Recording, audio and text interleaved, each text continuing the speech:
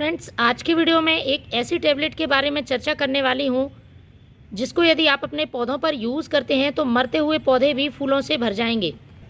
गुलाब, गुड़हल, मोगरा, अपराजिता सभी फूलों वाले पौधे, साथ में सब्जियों और फलों वाले पौधों के लिए भी किसी वरदान से कम नहीं हैं, क्योंकि मैंने इस टैबलेट का यूज़ करके अपने एक पौधे को मरने से बचाया है और उसमें अब अच्छी खासी ग्रोथ हो रही है और कलियाँ बनना शुरू हो गई हैं।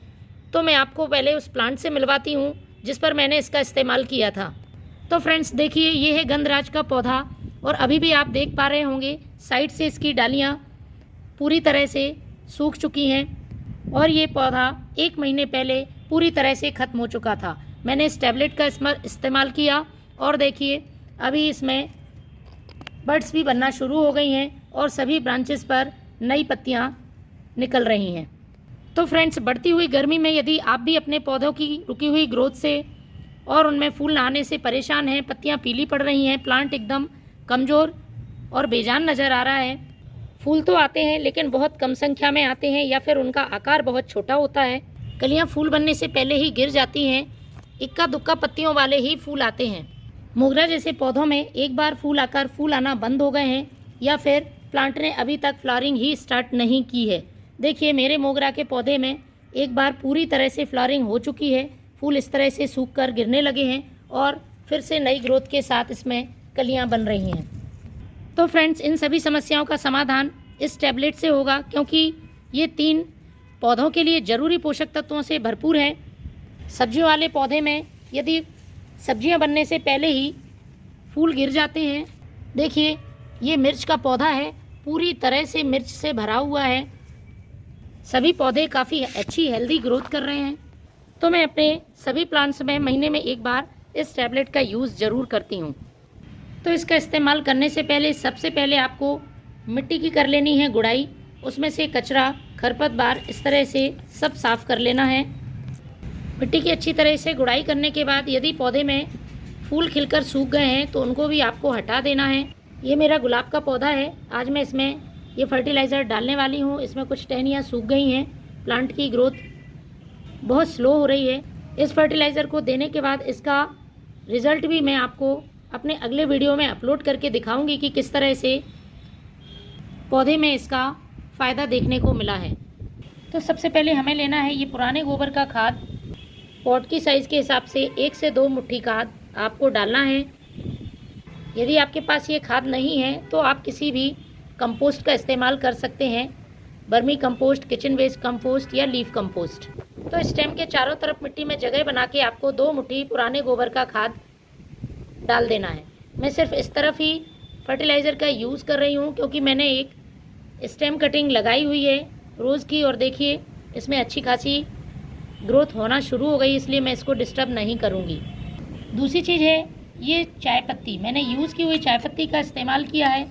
जब भी आप चाय बनाते हैं तो जो चाय पत्ती निकलती है उसको धोकर अच्छी तरह से सुखा लें और इस तरह से अपने पौधों पर यूज़ करें। प्लांट की मिट्टी को एसिडिक बनाने का काम करती है।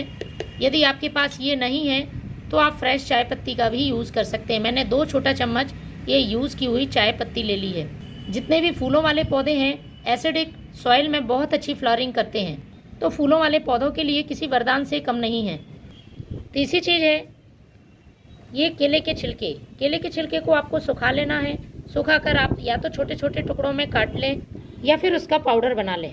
पोटेशियम से भरपूर होते हैं, साथ ही इसमें कई और भी माइक्रोन्यूट्रिएंट्स मौजूद होते हैं, प्लांट में कलियां बनाने में और ढेरों फूल खिलाने में काफ़ी मदद करते हैं। तो 2 छोटा चम्मच मैंने ये कटे हुए केले के सूखे हुए छिलके ले लिए हैं और इनको मिट्टी में डाल दिया है। अब बात करूँगी मैं इस टैबलेट के बारे में। तो फ्रेंड्स, ये है कैल्शियम की टैबलेट। कैल्शियम के साथ साथ इसमें मैग्नीशियम और जिंक जैसे पोषक तत्व मौजूद हैं। यदि अच्छी देखभाल और फर्टिलाइज़र देने के बाद भी आपका प्लांट ग्रोथ रोक चुका है, पौधे की पत्तियां पीली पड़ रही हैं या उसमें फूल फल सब्जी नहीं आ रहे हैं, तो फ्रेंड्स कहीं ना कहीं पौधे में कैल्शियम की कमी हो रही है, क्योंकि महीने में एक बार सभी पौधों के लिए कैल्शियम रिच फर्टिलाइज़र देना ज़रूरी होता है। यूँ तो आप चूने या चौके पाउडर का भी कैल्शियम के लिए यूज़ कर सकते हैं, लेकिन ये बहुत ही सेफ़ और आसान सा तरीका है। हमारे घर में कैल्शियम की टैबलेट तो बहुत ही आसानी से मौजूद होती हैं। ज़रूरी नहीं है कि आप फ्रेश टैबलेट का ही इस्तेमाल करें यदि आपके घर में एक्सपायर्ड टैबलेट भी है तो उसका इस्तेमाल भी कर सकते हैं, लेकिन इसका यूज़ करते समय हमें कुछ बातों का ध्यान रखना है। पहला, हमें बहुत ज़्यादा मात्रा में इसका इस्तेमाल नहीं करना है प्लांट की मिट्टी को, वरना ये ख़राब कर देगी, क्योंकि बहुत ज़्यादा कैल्शियम प्लांट की मिट्टी के पीएच को बिगाड़ देता है। तो जितनी मात्रा में आगे बताने वाली हूँ उतनी ही मात्रा में आपको इसका इस्तेमाल करना है। दूसरा, आपको इसे बार बार रिपीट नहीं करना है, महीने में एक बार ही आप इसका इस्तेमाल करेंगे। तीसरा काम, इसको यूज़ करने के बाद आपको कम से कम 8 से 10 दिन दूसरे फर्टिलाइज़र का यूज़ नहीं करना है। ख़ासतौर पर जो कैल्शियम रिच फर्टिलाइज़र हैं उनका यूज़ नहीं करना है, क्योंकि इसके ही यूज़ से पौधे में पर्याप्त मात्रा में कैल्शियम मिल जाएगा। ये टैबलेट किसी भी ब्रांड की हो सकती है, सिर्फ कैल्शियम टैबलेट होनी चाहिए। तो सबसे पहले हमें इसको पीसकर पाउडर बना लेना है। तो इस तरह से इस टैबलेट को पीसकर पाउडर बना लें। 10 से 12 इंच के गमले के लिए एक टैबलेट ही काफ़ी है, इससे ज़्यादा आपको यूज़ नहीं करनी है। इससे कम तो दे सकते हैं आप, आधा टैबलेट भी दे सकते हैं, लेकिन इससे ज़्यादा यूज़ नहीं करनी है। तो मैंने एक टैबलेट ये पीसकर पाउडर बना लिया है और इसी में मैं डाल देती हूँ। विशेषकर जो सफ़ेद फूलों वाले पौधे होते हैं, मोगरा, गंधराज, चमेली, चंपा, इनके लिए तो कैल्शियम की बहुत ज़्यादा ज़रूरत होती है। अच्छी तरह से इसे मिट्टी से कवर कर देना है और आपको वाटरिंग कर देनी है। तो फ्रेंड्स, सुबह या शाम के समय इस फर्टिलाइज़र का आप अपने प्लांट पर यूज़ करें। बहुत तेज़ धूप में इस्तेमाल नहीं करना है।